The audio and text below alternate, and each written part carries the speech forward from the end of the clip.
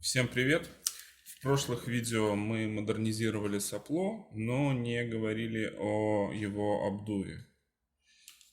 Также есть видео о внешнем обдуве для модели, поэтому у нас в данном случае в корпусе освободился вентилятор.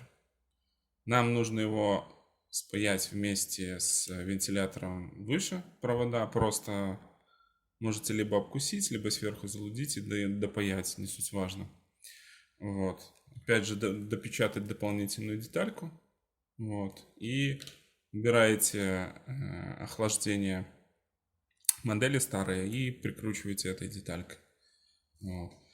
Также сзади нужно сделать дырку, чтобы поток воздуха шел свободно. Вот. И у нас выходит, теперь будет охлаждаться само сопло еще плюс.